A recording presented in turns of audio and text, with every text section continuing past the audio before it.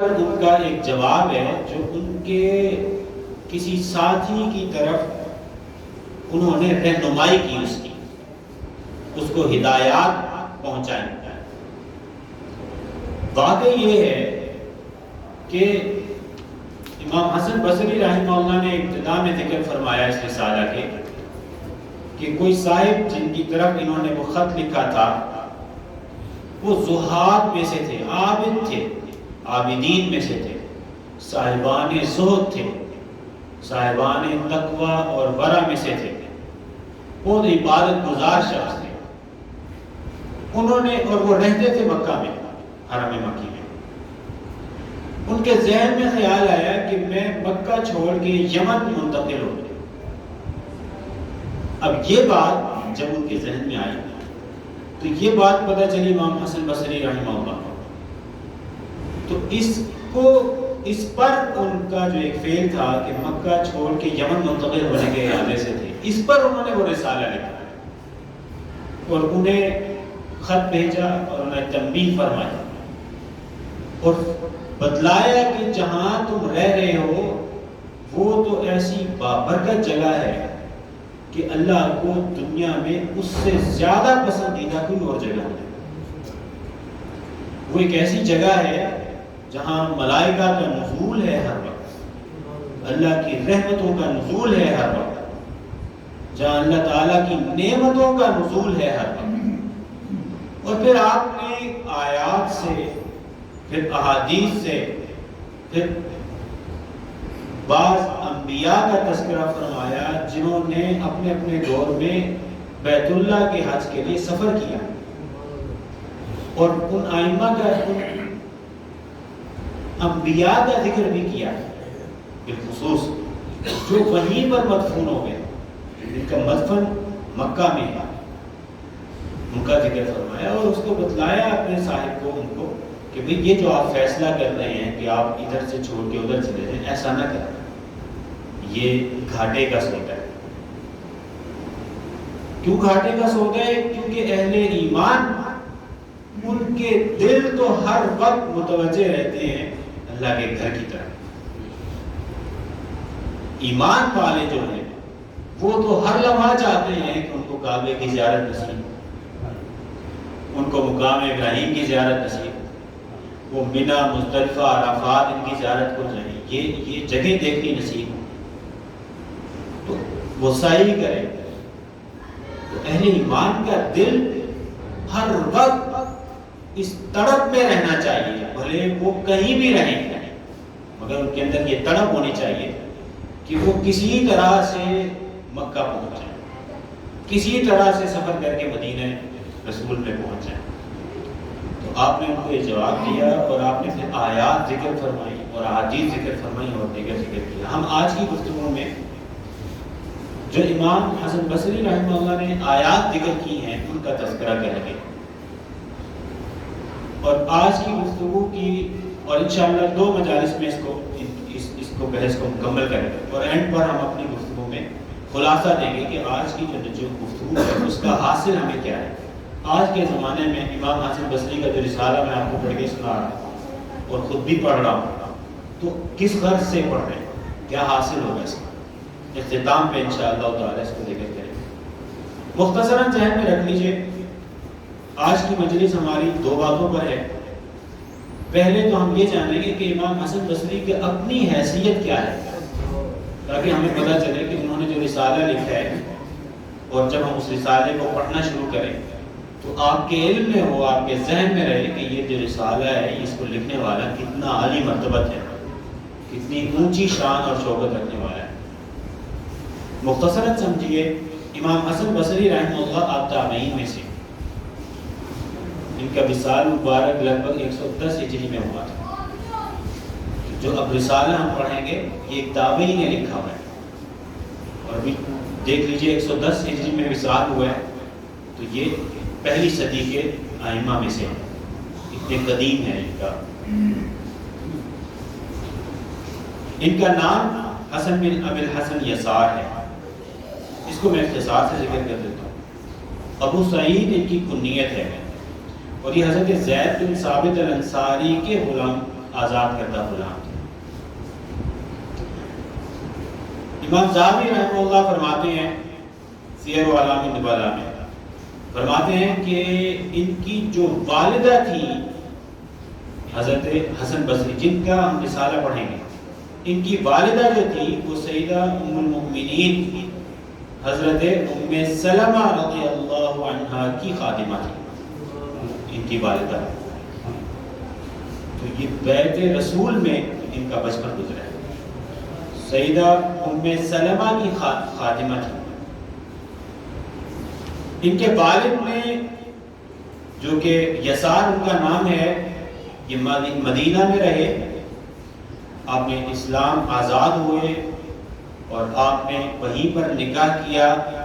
اور حضرت عمر فاروق رضی اللہ عنہ کا جو زمانہ خلافت ہے اس میں آپ امام حسن بصری رحمہ اللہ کی ولادت ہے۔ آپ کی خلافت کے 2 سال جب رہ گئے تھے تو آپ کی ولادت ہے امام حسن بصری کی۔ تو امام حسن بصری کو حضرت ام سلمہ جو ہیں وہ کئی بار صحابہ کرام کے پاس بھیج دیتے۔ روایات میں آتا ہے کہ جب کبھی ایسا ہوتا ہے کہ ام سلمہ رضی اللہ عنہ المؤمنین ام سلمہ، جب آپ نے اپنی خادمہ کو، امام حسن بصری کی والدہ کو اگر کہیں بھیجا ہوتا کسی کام کے لیے اور آپ روتے تو حضرت ام سلمہ آپ کو فیڈ کرواتے۔ تو یہ ان کی ایک فضیلت ہے جو تابعیوں میں کم تابعین کے پاس ہے، یا کہیے کہ نہ ہونے کے برابر ہے۔ تو انہیں یہ فضیلت حاصل ہے، اور پھر آپ ان کو صحابہ کرام کے پاس بھیج دیتی، تو صحابہ کرام پھر ان کے لیے دعائیں کرتے، خوش ہوتے، دیکھتے خوش ہوتے تو دعا کرتے ان کے لیے۔ اور ایک دفعہ حضرت عمر فاروق رضی اللہ عنہ نے ان کے لیے دعا فرمایا اللہم فقہہ فی الدین، اے اللہ تعالیٰ یہ جو حسن ہے اس کو دین کا فہم نصیب فرما، وحببہ الی الناس، فرمایا کہ یہ لوگوں کے محبوب بنا دیں۔ اور واقعتاً ایسا ہی ہے، امام حسن بصری رحمہ اللہ آپ زہاد تابعین میں سے، زاہد تابعین میں سے، جنہوں نے زہد اور ورع کا اختیار فرمایا، ان تابعین میں سے ہیں جن کا تصوف کی امہات الکتب میں جگہ جگہ جن کے اقوال ملتے ہیں۔ تو آپ کے لیے حضرت ابن فاروق دعا فرماتے تھے۔ ان کا علمی مقام یہ ہے کہ حضرت معتمر بن سلیمان فرماتے ہیں کہ میرے والد کہا کرتے تھے کہ اہل بصرہ کے شیخ ہیں، یہ اہل بصرہ میں ان سے بڑا عالم نہیں ہے، علمی مقام ان کا یہ تھا۔ تو جب ان کا رسالہ پڑھیں گے تو آپ کے ذہن میں ہو کہ یہ لکھنے والا کس بلند درجہ رکھتا ہے، علمی طور پر کتنا مقام رکھتا ہے۔ فرماتے ہیں کہ حضرت ربیع بن انس فرماتے ہیں، ان کا علمی مقام کو سمجھیے، کہتے ہیں کہ میں حضرت حسن بصری کے ہاں 10 برس تک جاتا رہا، یا جتنا اللہ نے چاہا، یعنی لگ بھگ کہتے ہیں 10 برس امام حسن بصری کے ہاں میں جاتا تھا۔ اور کہتے ہیں فَلَيْسَ مِنْ يَوْمٍ إِلَّا أَسْمَعُ مِنْهُ مَا لَمْ أَسْمَعْ قَبْلَ ذَلِكَ، اور ماتے کوئی دن ایسا نہ آتا کہ جس دن امام حسن بصری کی میں وہ گفتگو سنتا جو میں نے پہلے کبھی نہیں سنی تھی۔ علمی مقام آپ کا یہ تھا کہ 10 برس وہ گئے، اور 10 برس میں کہتے ہیں کہ ہر روز نئی گفتگو فرماتے تھے، تکرار نہیں تھا ان کی گفتگو۔ اسی طرح سے حضرت بکر بن عبداللہ مزنی کہتے ہیں کہ اگر کوئی شخص چاہے کہ تابعین میں سب سے زیادہ صاحب فہم صاحب فقہ شخص کو دیکھے تو اس کو چاہیے کہ وہ حسن بصری کی زیارت کرے۔ صاحب فقہ تھے حضرت حسن بصری رحمہ اللہ، اور حضرت قتادہ بن دعامہ کہتے ہیں کہ امام حسن بصری کہتے ہیں کہ حلال اور حرام میں ان کا مقام یہ تھا کہ یہ سب سے بڑھ کر بصرہ میں حلال اور حرام کی معرفت رکھتے ہیں۔ یہ ان کا علمی مقام بتایا ہے۔ ایک دو اقوال آپ کو میں بتلاتا ہوں ان کے زہد پر بھی، کیونکہ میں نے آپ سے گزارش کی کہ یہ زاہدین میں سے تھے، وہ کثرت سے عبادت گزارتے، بکثرت اور دنیا طلبی، دنیا کا حرص، دنیا کا لالچ، انسان جب دنیا میں آتے ہیں تو آپ کو معلوم ہے اللہ تعالیٰ نے دنیا میں اس کے ذمے چیزیں لگائے رکھی ہیں، اس کے ذمے واجبات ہیں، اپنا نفقہ اس کے ذمے ہے، اس کو ڈیفینیٹلی کمانا ہے، گھر تو نہیں بیٹھ سکتا۔ اب اس کے ذمے جب وہ سینئر ہو جائے گا، عیال صاحب عیال ہو جائے گا، آل اولاد ہو جائے گا، تو اس کو کیئر کرنا، اچھی تعلیم دینا، اچھی تربیت کرنا، اولاد بیٹی ہیں تو ان کا اچھا رشتہ کرنا، یہ سب اس کے ذمے، رشتہ داروں کی رشتہ داری نبھانا اس کے ذمے۔ یہ دنیا کی چیزیں جو ہیں سمجھ لیں کہ اسلام یہ نہیں کہتا کہ آپ اسے چھوڑ دیں، ان کو باقی رکھتے ہوئے ہوتا یہ ہے کہ بالعموم جب ہم ان پر دھیان جاتے ہیں تو اللہ سے دھیان کٹ جاتا ہے۔ تو ایک عالم، ایک اچھا جو صاحب زہد شخص کون ہے؟ جو یہ معاملات بھی کر رہا ہے مگر یہ کام بھی اللہ کی رضا کے لیے کر رہا ہے، تجارت کر رہا ہے اللہ کی رضا کے لیے، اپنے گھر بار کی ذمہ داری ادا کر رہا ہے اللہ کی رضا کے لیے، تو اس کا دھیان دیکھیے اللہ سے کٹا نہیں۔ ایسے امام حسن بصری کا کہ یہ آپ کے علم میں بھی سند تھے، میں نے آپ کو ایک دو اقوال بتلائے، ایسے زہد اور ورع میں بھی آپ سند ہیں۔ ان کے ایک دو اقوال سن لیجیے۔ کہتے ہیں کہ انہوں نے فرمایا ایک دفعہ، کہتے ہیں یا ابن آدم، فرماتے ہیں ابن آدم ان قرأت القرآن، اب یہ ہمارے لیے اس میں درس بھی ہے، امام حسن بصری فرمانے اگر فرمایا کہ اگر تم قرآن پڑھتے ہو ثم آمنت بھی، اور اس قرآن پر ایمان بھی لاتے ہو، قرآن پڑھتے ہو اور اس پر ایمان لاتے ہو، فرمایا لَيَقُولَنَّ فِي الدُّنْيَا حُسْنُ، تو پھر تو چاہیے کہ اس دنیا میں جتنا عرصہ تم رہو تمہارے اوپر حزن اور غم کی کیفیت غالب ہے، اللہ سے دوری کی کیفیت جو ایک حزن ہے، ایک فراق کی کیفیت ہے، فرمایا کہ تم پر تو وہ غالب رہنی چاہیے، حزن غالب رہنا چاہیے۔ فرمایا وَلْيَتَشَدَّدْنَ فِي الدُّنْيَا خَوْفٌ، اور جو تمہارے اندر خوف ہے کہیں عذاب نہ ہو جائے، کہیں اللہ تعالیٰ مواخذہ نہ فرمائے، کہیں کسی کام پر پکڑ نہ ہو جائے، کہیں اللہ کے حضور جواب دینا ہے وہاں معاملہ گرفت نہ ہو جائے، فرمایا کہ شدید خوف تم پر غالب رہنا چاہیے، خوف غالب رہنا چاہیے۔ اور فرمایا وَلْيَكْثُرَنَّ فِي الدُّنْيَا بُكَاؤُكَ، اور دنیا میں رہتے ہو تو دنیا میں بکثرت تمہیں رونا چاہیے، اپنے اعمال کی کوتاہی پر رونا چاہیے، غفلت پہ رونا چاہیے، اللہ کی طرف توجہ نہ کرنے پہ رونا چاہیے، فرمایا کہ یہ تمہیں یہ حال تم پر غالب رہنا چاہیے۔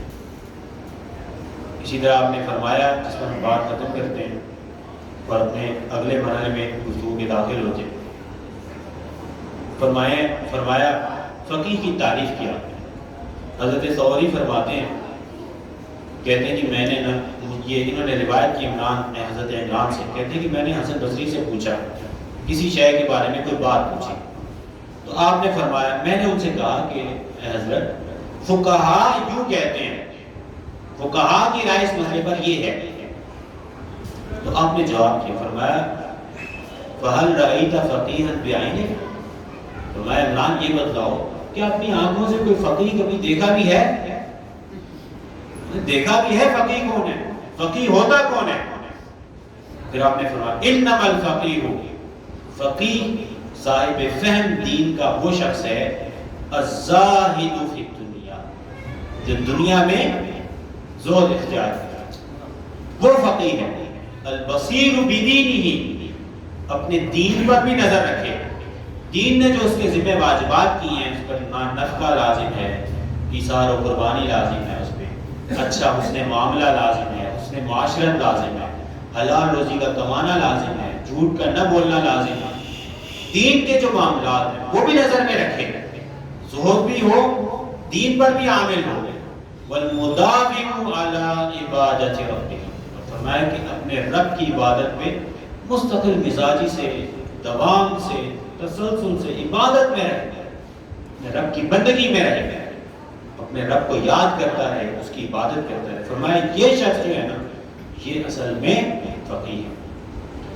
دو تین اقوال آپ کو میں نے بتلا دیے، آپ نے جان لیا ان کے علمی مقام مرتبہ، آپ نے جان لیا ان کا جو زہد پر ان کے اقوال ہیں، جو ہماری مجلس میں ہمارے لیے بھی باعث نصیحت ہے، ہم بھی ان کو اختیار کریں۔ اب آ جائیے جو ہمارا اصل مضمون ہے، وہ ان کا رسالہ ہے، وہ خط ہے۔ برکت کے لیے میں تھوڑا سا اسے پڑھوں گا ابھی۔ یہ روایت کرتے ہیں حضرت ابو عبیرہ الباجی روایت کرتے ہیں، کہتے ہیں امام حسن بصری رحمہ اللہ نے ایک شخص کی طرف خط لکھا جو بڑا زاہد تھا۔ زاہد کا کیا مطلب ہے؟ یعنی عبادت کی طرف توجہ نہیں تھی، دنیا طلبی میں نہیں تھا۔ دنیا طلبی میں نہ ہونے کا مطلب یہ نہیں کہ دنیا میں ہی نہیں ہے، یا جو اللہ نے اس دنیا میں جو اس کے ذمہ فرائض لگا رکھے ہیں وہ چھوڑ دیتا تھا، نہیں۔ دنیا طلبی کا مطلب ہے کہ دنیا میں رہ کر رہتا تھا مگر دنیا اس کے دل میں نہیں تھی۔ جو کرتا تھا اللہ کے لیے کرتا تھا، اللہ کی رضا کی خاطر کرتا تھا۔ فرماتے ہیں اس کا نام تھا عبد الرحیم یا عبد الرحمن بن انس الرمادی، یہ نام تھا اس کا، اور مکہ کے رہائشی تھے یہ۔ کہتے ہیں انہوں نے، اور یہ تھے بڑے صاحب فضیلت تھے اور دیندار تھے بہت، اور ذکر بہت کرنے والے تھے، اللہ کا ذکر کرنے والے بندوں میں سے تھے۔ کہتے ہیں ان کے پاس کوئی دنیا کا عمل نہیں تھا مگر یہ کہ ہر وقت اللہ کی عبادت میں لگے رہتے تھے۔ انہوں نے ارادہ بنا لیا، کہتے ہیں کہ ارادہ بنایا کہ یہ مکہ چھوڑ کے یمن چلے جائیں۔ اب یہ امام حسن بصری کو یہ بات پتہ چلی جو میں نے آپ کو ابتدا میں بتلا دی، تو آپ نے ان کو یہ خط لکھا اور انہیں بتایا کہ بھائی تم یہ ارادہ ترک کر دو۔ فرماتے ہیں آپ دیکھیے، اب وہ لکھ کیا رہے ہیں امام حسن بصری؟ فرماتے ہیں حفظک اللہ یا اخی، فرماتے ہیں اے میرے بھائی، اللہ تعالیٰ آپ کی حفاظت فرمائے، بما حفظ به اہل الایمان، جیسے اللہ نے اہل ایمان کی حفاظت فرمائی ایسے اللہ آپ کی حفاظت فرمائے، اور اللہ تعالیٰ آپ کو پریشانیوں سے بچائے۔ یہ امام حسن بصری لکھ اپنے ایک ساتھی بھائی کو رہے ہیں، مگر اس میں آپ سمجھیے کہ یہ اہل اسلام کے لیے، سب کے لیے، اس کے لیے ہے، اہل پاکستان کے لیے، غازی آباد کے بسنے والوں کے لیے۔ فرما رہے ہیں وَوَقَاكَ الْمَكْرُوهَ، اللہ تعالیٰ تجھے کسی ہر طرح کی ناپسندیدہ چیز سے بچائے، اور اللہ تعالیٰ تجھے خیر اور بھلائی کے کاموں کی توفیق نصیب فرمائے، اور اللہ تعالیٰ ہر معاملے میں تجھ پر نعمتوں کی فراوانی کرے۔ اور فرماتے ہیں وَجَمَعَنَا وَإِيَّاكَ فِي دَارِ السَّلَامِ فِي جَوَارِ الرَّحْمَانِ، اور اللہ تعالیٰ مجھے اور تمہیں اللہ تعالیٰ جنت میں اپنے جو رحمان ہے اپنے جوار میں اللہ تعالیٰ جمع فرمائے۔ یہ دعا دے رہے ہیں اسے۔ یہ دعا دینے کے بعد فرماتے ہیں کہ کہتے ہیں کہ میں نے یہ بات میں تجھے طرف لکھ رہا ہوں۔ اب کہتے ہیں کہ یہ بات خوب جان لو، مجھے بات پتہ چلی ہے کہ آپ حرم مکہ سے نکلنا چاہ رہے ہیں اور یمن کی طرف جانا چاہ رہے ہیں۔ تو فرماتے ہیں کہ مجھے ناپسند گزرا ہوا ہے، اور میں اس پہ شدید اضطراب کا شکار ہو گیا کہ بھئی شیطان نے آپ کو یہ کیوں کرنے دیا ہے، اور مجھے اس پہ تعجب ہے۔ اور کہتے ہیں مجھے تعجب ہے، اور میں نے یہ کہا کہ بھئی اللہ تعالیٰ نے آپ کو اہل مکہ میں سے بنایا ہے، اور آپ مکی ہو کر اہل مکہ میں سے ہو کے یہ ارادہ کر رہے ہیں، اور کیا ارادہ کر رہے ہیں کہ آپ شہر بدل دیں گے۔ اب آپ نے فرمایا کہ تم پر لازم تو یہ تھا کہ تم اللہ مکہ کا ہونے کی وجہ سے اللہ کے شکر ادا کرتا، اللہ کا شکر گزاری تم پر لازم تھی، اور اللہ کی عبادت کی کثرت تم پر لازم تھی، اور یہ لازم نہیں تھا کہ آپ مکہ چھوڑ گئے۔ پھر آپ نے فرمایا، ترغیب کی، فرمایا کہ پریشان نہ ہو اور صبر سے کام لو اور حلم سے کام لو، اور فرمایا کہ دیکھو مکہ نہ چھوڑ کے جانا۔ کیونکہ فرمایا فَإِنَّكَ فِي خَيْرِ أَرْضٍ، کیونکہ آپ ایک ایسی سرزمین میں ہیں جو پوری جو کائنات ہے اس میں سب سے بہترین جگہ ہے۔ وَأَحَبِّ أَرْضِ اللَّهِ تَعَالَى إِلَيْهِ، اللہ کو سب سے زیادہ محبوب بھی یہی زمین ہے، اور أَفْضَلِهَا، اس دنیا میں اللہ نے بہت ساری دنیا بنائی ہے، اور فرمایا کہ سب سے افضل بھی اللہ کو یہ محبوب زمین ہے، اور اس کی قدر اور منزلت بھی اللہ تعالیٰ کے ہاں سب سے زیادہ ہے۔ اور ہم تو اللہ تعالیٰ سے دور بیٹھے یہ دعا کر رہے ہیں کہ اللہ تعالیٰ ہمیں بھی اور تمہیں بھی خیر کے کام کی توفیق دے، اور مکہ نہ چھوڑنا۔ یہ ترغیب بنیادی دے کے آپ آیات لے کر آئیں، جس پر ہم اپنی بات مختصر کر کے ختم کر دیں گے آج کی مجلس میں۔ جو آیات لے کر آئے ہیں آپ کو میں بتلاؤں، مجھے خود بڑا تعجب ہوا جب میں نے اسے پڑھا تو امام حسن بصری رحمہ اللہ مکہ کی فضائل کے جو آیات لے کر آئے ہیں، آپ 21 آیات لے کر آئے ہیں، 21 آیات لے کر آئے ہیں جو مکہ کے اندر موجود مقام ابراہیم کے، مسجد حرام کے اور اس سے متعلقہ جو گرد و نواح ہے اس کی فضائل پر آیات آئی ہیں۔ 21 آیات آپ نے ذکر کرنا، 21 آیات۔ میں ایک دو آیات ذکر کروں گا ان میں سے، اور پھر ہم آج کی گفتگو کا خلاصہ اور نچوڑ نکالیں گے کہ اور یہ جانیں گے کہ اس کو آیات کو کیوں ذکر کیا انہوں نے۔ فرمایا اعلم یا اخی، اے میرے بھائی یہ بات جان لو کہ اللہ تعالیٰ نے مکہ کو فضیلت دی ہے، سارے بلاد میں، سارے شہروں میں مکہ کو فضیلت دی ہے۔ اور فرمایا وَأَنزَلَ ذِكْرَهَا فِي كِتَابِ الْعَزِيزِ فِي مَوَاضِعَ عَدِيدَةٍ، بہت سی جگہوں پہ قرآن میں اللہ تعالیٰ نے بہت سی جگہوں پر مکہ کا اور اس سے متعلقہ چیزوں کا ذکر کیا۔ اور میں نے آپ کو اختصار سے بلند بتلا دیا کہ لگ بھگ یہ امام حسن بصری 21 آیات سے استشہاد کیا، مکہ کی فضیلت میں 21 آیات لائے۔ اب ان میں ہم دو تین پڑھیں گے اور پھر خلاصہ بحث کی طرف چلے جائیں گے۔ اس کے بعد آپ نے احادیث سے بھی ثابت کیا ہے، وہ انشاءاللہ اگلی نشست میں پڑھیں گے۔ فرماتے ہیں اللہ تعالیٰ نے فرمایا ان اول بیت وضع للناس ببکہ للذی ببکہ مبارکا، ہمارا پہلا گھر جو اللہ تعالیٰ نے بنایا، اللہ تعالیٰ خود فرما رہے ہیں کہ وہ مکہ ہے، اس کو مکہ کا لفظ استعمال کیا، فرمایا کہ یہ بڑی برکت والا گھر ہے، ہدی للعالمین، اور یہ تو ایسا گھر ہے کہ تمام جہانوں کے لیے ہدایت کا مرکز یہ گھر ہے۔ بھئی تمہاری توجہ اس کی طرف ہونی چاہیے یا اس سے پڑھنی چاہیے؟ پھر فرمایا فیہ آیات بینات، اس کے اندر بڑی روشن واضح آیات ہیں، نشانیاں ہیں، مقام ابراہیم ہے اس کے اندر۔ اور فرمایا ومن دخلہ کان آمنا، اور اس بلد حرام کی، اس مکہ کی، اس کی شان یہ ہے کہ جو شخص اس میں داخل ہوگا وہ اللہ تعالیٰ کے عذاب سے امان پا جائے گا۔ یہ بڑی فضیلت ہے، اور اللہ تعالیٰ قرآن میں بیان کر رہے ہیں اور وہ ارادہ رکھتے تھے کہ اس کو چھوڑ کے چلے جائیں۔ ایک اور آیت میں سماعت فرمائیے، ایک جگہ پہ اللہ تعالیٰ نے فرمایا، سورہ بقرہ میں فرمایا وَإِذْ قَالَ إِبْرَاهِيمُ رَبِّ اجْعَلْ هَٰذَا بَلَدًا آمِنًا، ابراہیم علیہ السلام دعا فرما رہے ہیں کہ اللہ تعالیٰ اس شہر کو میرے لیے امان والا بنا دے، اور وَارْزُقْ أَهْلَهُ مِنَ الثَّمَرَاتِ، اور جو اس میں بسنے والے ہیں ان کو ثمرات اور پھل اور نیکیاں اور ایسی نعمتوں سے نواز۔ من آمن من، ان میں جو صاحب ایمان ہے، جو اللہ پر ایمان لاتے ہیں اور آخرت پر ایمان لاتے ہیں، تو یہ تو اللہ کی نعمتوں کی جگہ ہے، ثمرات کی جگہ ہی ہے۔ اور ایک اور آیت سماعت فرمائیے، فرمایا اللہ تعالیٰ ایک جگہ پہ اللہ تعالیٰ نے فرمایا بلدۃ طیبہ، امام حسن بصری نے ذکر کیا اور آپ نے اس کو 8ویں نمبر پہ ذکر کیا، فرمایا بلدۃ طیبہ ورب غفور، یہ تو ایک ایسا شہر ہے کہ جو بڑا پاک شہر ہے، ایسا شہر ہے کہ جس کی طرف جو بھی اس کے اندر جائے وہ فوراً اس سے مانوس ہو جاتا ہے، اس کا دل اس سے لگ جاتا ہے۔ جو یہاں پہ برکات دیکھتا ہے، جو اللہ کی نوازشات کی کثرت دیکھتا ہے، جو ملائکہ کا نزول ہے، یہ ایسی نعمتیں اس کے اندر ہیں کہ وہ جو بھی دیکھتا ہے اس کا دل اس میں لگ جاتا ہے۔ مبارک شہر ہے،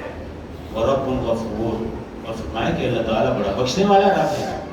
تو جو اس بلد میں، اس شہر میں جائے گا اللہ تعالیٰ اس کی بخشش فرمائے گا، اس کی مغفرت فرمائے گا۔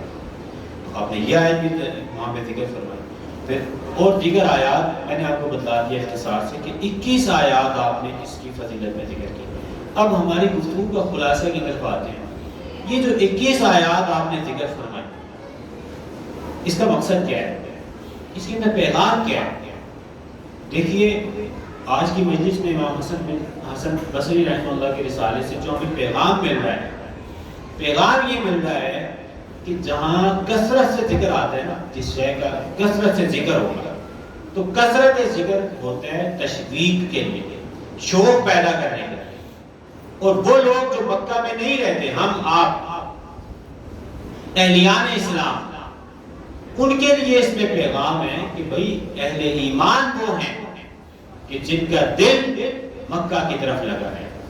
جن کا دل، جن کے جذبات، جن کی خواہشات ہر لمحہ خواہش ہو کہ اللہ کے گھر کی زیارت نصیب ہو، بیت اللہ کی زیارت نصیب ہو جائے، وہاں پہ عرفات ہے، منی ہے اور دیگر اللہ تعالیٰ کی مقام ابراہیم ہے، ان کی زیارت نصیب ہو۔ تو مومن کا دل یہ چاہیے کہ وہ اگرچہ دور ہے مکہ سے، مگر یہ کہ جو 21 آیات سے آپ نے استشہاد فرمایا وہ یہ چاہتے ہیں کہ ہماری توجہ اہل ایمان کی توجہ مکہ اور مدینہ کی طرف ہے، وہ یہ چاہتے ہیں، وہ ہم سے چاہتے ہیں کہ کثرت ذکر آتا ہے تعظیم کے لیے۔ جب آپ بار بار ان کا ذکر پڑھیں گے کہ 21 جگہ پر اللہ تعالیٰ نے، یہ ایسا شہر ہے، ایسا عظیم شہر ہے کہ 21 جگہ پہ اللہ تعالیٰ نے اس کا ذکر کیا ہے، تو آپ کے اندر لا محالہ اللہ ایک فطری طور پہ اس کی تعظیم پیدا ہو جائے گا۔ تو اہل ایمان اس مبارک شہر اور اس مبارک جو اللہ کا گھر ہے اس کی تعظیم کرتے ہیں، اس کی تکریم کرتے ہیں۔ اہل ایمان کے دل ان کی طرف، اس کی طرف متوجہ رہے وہ جس جگہ پر بھی، چاہے آپ یہاں میں رہ رہے ہیں، ہم یہاں رہ رہے ہیں، مگر دل میں تڑپ اور دل میں خواہش اور دل میں جذبہ وہ صرف اللہ کے گھر کی زیارت کا۔ جو صاحبان ثروت ہیں، اب پیغام کیا ہے کہ جو صاحبان ثروت ہیں وہ لازم حج کو جائیں، بلکہ ان کا حج کو تاخیر کرنا ان کے لیے گناہ کا باعث ہے۔ جو صاحبان ثروت ہیں اگر خود ہو آئے حج کا فریضہ ادا کرائے تو وہ کسی کو بھیجیں جو نہیں جا سکتا ہے، اور جو نہیں جا سکتا ہے وہ بھی، اور جو جا سکتا ہے وہ بھی، سبھی ایک بات پہ مشترک رہیں کہ وہ جہاں پر بھی رہیں دل میں تڑپ مکہ اور مدینہ کی، وہ جہاں پر بھی رہیں ان کے دل میں ایک ہی لالچ ہو، وہ جس معاملے میں بھی ہوں دل کے اندر اس کی محبت نہ آئے،